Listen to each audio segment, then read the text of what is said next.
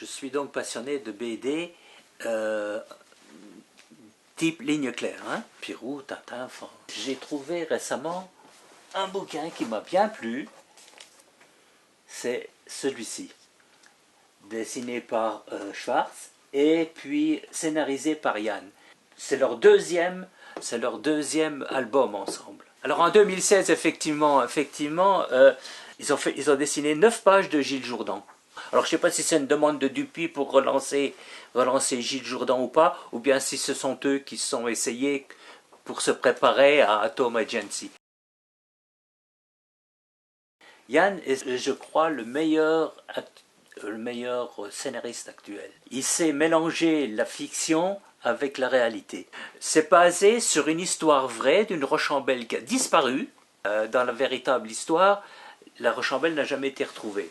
Par contre, ils ont utilisé son histoire, ses faits réels, pour faire donc une fiction. Dans ce bouquin, il prend ce qu'a fait Jean Gabin pendant la Seconde Guerre mondiale et ce qu'a fait Jean Marais également dans la Seconde Guerre mondiale. Jean Gabin et Jean Marais s'adressent à une agence de détectives, Atom Agency, pour retrouver cette femme. Ce sont un scénario vivant, vif et puis bien illustré par Schwartz. Vous avez 2 histoires au moins dans le même bouquin. Vous avez d'une part la recherche donc de la Rochambeau et puis la recherche de René Lacanne.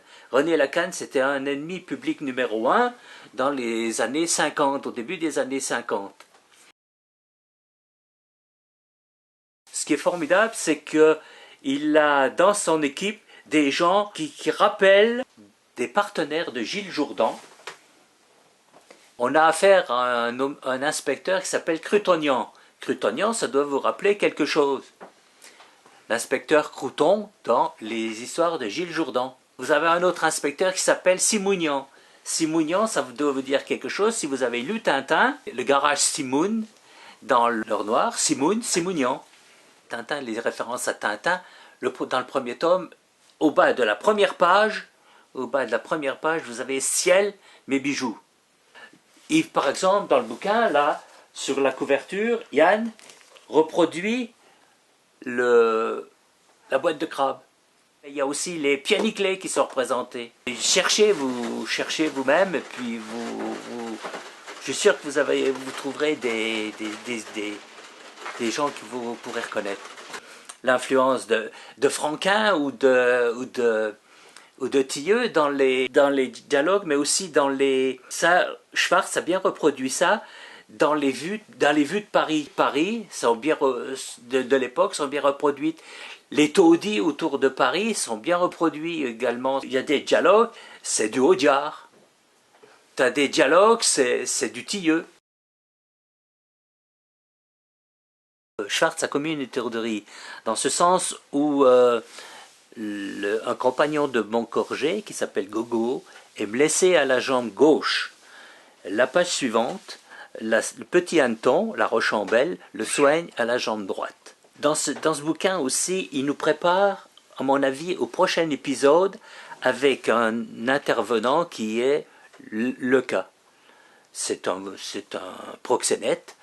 Et donc, il a été en cheville pendant la guerre, semble-t-il, avec le père Trigan, le père donc de Atom, et il a le smerch, ce Luca, il a le smerch aux fesses. Le smerch, ce sont les services secrets soviétiques après-guerre. Donc là, je crois qu'on nous prépare au prochain épisode. Je vous souhaite une bonne lecture, voire une bonne relecture